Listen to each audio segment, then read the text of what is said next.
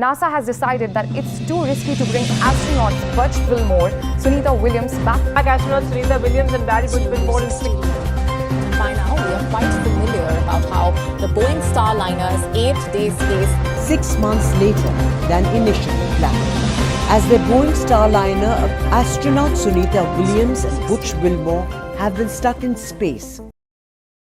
ज़रा सोच के देखिए कि आप अपनी कंपनी के एक प्रोजेक्ट के चलते कहीं एक दूर बस से लोकेशन पे जाते हैं जो कम्प्लीटली सेक्लूडेड है और आसपास कोई इंसान भी नहीं, बिल्कुल सुनसान, और अचानक आपकी कार ख़राब हो जाती है। अब वापस जाने का कोई रास्ता नहीं, डर लगेगा ना। ऐसा ही कुछ हुआ है Indian origin NASA scientist Sunita Williams के साथ, जो 5 मई 2024 को नासा साइंटिस्ट बच विल्मर के साथ एक 8 दिन के स्पेस एक्सपीडिशन पे इंटरनेशनल स्पेस स्टेशन की ओर रवाना होती हैं। पर वहाँ पहुँचते ही इनका स्पेस क्राफ्ट में कुछ दिक्कत हो जाती है, जिस वजह से अब वह वहीं अटकी हुई है। अब वो दिक्कत क्या थी और कैसे नासा सुनीता विलियम्स को वापस लाएगा, आइए जानते हैं इस वीडियो में। और ऐसे ही बेहतरीन कंटेंट के लिए हमारे चैनल थिंक टैंक को सब्सक्राइब करें। अभी जो भी इनके बारे में कोई न्यूज़ वगैरह शेयर हो रही है, उसमें आपने 2 चीज़ें बहुत बार सुनी होंगी, एक ISS और एक Boeing Starliner. flight of the Boeing Starliner. Boeing Starliners Boeing Starliner तो आखिर क्या है ये ISS और बोइंग स्टारलाइनर? देखिए, ISS यानी इंटरनेशनल स्पेस स्टेशन नासा का बनाया हुआ एक हैबिटेबल आर्टिफिशियल सैटेलाइट है जो अर्थ को ऑर्बिट करता है, और इसमें साइंटिस्ट रहकर डीप स्पेस एक्सप्लोरेशन जैसे रिसर्चेस कर सकते हैं। अब बात करें बोइंग स्टारलाइनर की, तो यह एक तरह का स्पेसक्राफ्ट है जिसे नासा और बोइंग, जो कि एयरप्लेन्स बनाती है, उन दोनों ने मिलकर बनाया है। इसे बनाने का पर्पस यह था कि नासा साइंटिस्ट को धरती से ISS तक और ISS से वापस धरती पर लाया जा सके, और यही वो स्पेसक्राफ्ट है जिसके मालफंक्शनिंग की वजह से सुनीता विलियम्स अब ISS पे ही अटक गई।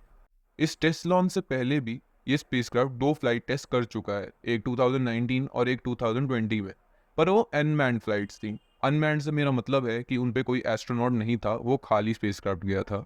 अगर सुनीता विलियम्स वाली फ्लाइट की बात करें तो ये फ्लाइट इस स्पेसक्राफ्ट का फर्स्ट क्रूड फ्लाइट होने वाली थी, जिसमें सुनीता विलियम्स और उनके साथ एक और नासा साइंटिस्ट बच विल्मर जाने वाले थे। 6 मई को ये फ्लाइट अपना पहला लॉन्च अटेम्प्ट करती है, पर एक ऑक्सीजन वॉल्व के प्रॉब्लम के चलते वो अटेम्प्ट फेल हो जाता है, और फिर आगे भी ये हीलियम लीक की प्रॉब्लम की वजह से डिले होता रहता है। 1 जून को ये फ्लाइट अपना दूसरा अटेम्प्ट करती है, पर वो भी एक ग्राउंड कंप्यूटर हार्डवेयर फॉल्ट के चलते फेल हो जाता है। फाइनली 5 जून को अपने तीसरे अटेम्प्ट में ये फ्लाइट सक्सेसफुली उड़ान भर लेती है। स्पेस में पहुंचते ही सुनीता विलियम्स और बच विल्मर को इंस्ट्रक्शंस मिलते हैं कि आप एक RCS थ्रस्ट टेस्ट करें। यह एक तरह का टेस्ट होता है जिसमें फ्लाइट के RCS थ्रस्टर्स को रिपीटेडली फायर किया जाता है, ये पता लगाने के लिए कि उसमें कोई प्रॉब्लम तो नहीं। तो जब ये दोनों थ्रस्ट टेस्ट करते हैं तो पता लगता है कि 28 में से 5 थ्रस्टर्स डैमेज हो गए हैं और अब अनयूजेबल है। एक बुरी न्यूज़ कम नहीं थी कि एक और चीज़ पता लगती है कि अब स्पेसक्राफ्ट में हीलियम भी लीक होने लग गया है। ये दोनों साइंटिस्ट कैसे तैसे स्पेसक्राफ्ट को स्पेस स्टेशन पर लैंड तो करवा देते हैं, और फिर वहाँ से शुरू होता है मेन ड्रामा। स्पेस स्टेशन पे मौजूद साइंटिस्ट और धरती पे नासा की टीम पता लगाने की कोशिश करती है कि इस स्पेसक्राफ्ट को धरती पे कैसे लाया जा सके। लगभग 2-3 महीने की मेहनत के बाद 24 अगस्त को नासा ये कंफर्म कर देती है कि ये स्पेसक्राफ्ट दोनों साइंटिस्ट को वापस लाने के लिए अनसेफ है। देखिए, स्पेस में ज़्यादा टाइम रहने से भी कई सारी प्रॉब्लम्स आ सकती हैं। स्पेस में ग्रेविटी और प्रेशर अर्थ के जैसे नहीं होते, जिसकी वजह से बॉडी में काफ़ी कॉम्प्लिकेशंस आ सकते हैं। ऊपर से इतने टाइम तक इतने सिक्लूडेड एरिया में रहना, जहाँ करने के लिए कुछ नहीं और जहाँ लोग भी नहीं, ऐसी जगह में रहने से कई मेंटल प्रॉब्लम्स भी फेस करनी पड़ सकती है। कई एस्ट्रोनॉट्स ने तो ये तक भी बताया है कि कैसे उनको डिप्रेशन का सामना करना पड़ता है स्पेस में। तो ये सब टेंशन चल ही रही थी कि कैसे इन एस्ट्रोनॉट्स को वापस लाया जा सके। इतने में एक गुड न्यूज़ आती है। एलॉन मस्क की कंपनी SpaceX इन साइंटिस्ट को स्पेस से वापस लाने में नासा की मदद करेगी।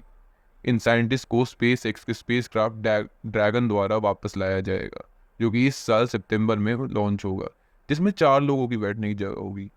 इस स्पेसक्राफ्ट को धरती से 2 एस्ट्रोनॉट्स ले जाएंगे। नासा ने यह भी क्लेम किया है कि होपफुली नेक्स्ट ईयर फरवरी में ये दोनों साइंटिस्ट सेफली वापस धरती पर आ जाएंगे। बट शायद ही किसी ने ये सोचा होगा कि 8 दिन का ये एक्सपेक्टेशन 8 मंथ लंबा हो जाएगा। आपका इस बारे में क्या कहना है? क्या ये नासा की नेग्लिजेंस है या फिर बोइंग की डेवलपमेंटल प्रॉब्लम?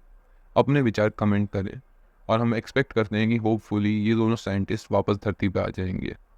हमारे चैनल को सब्सक्राइब करें फॉर मोर सच कंटेंट।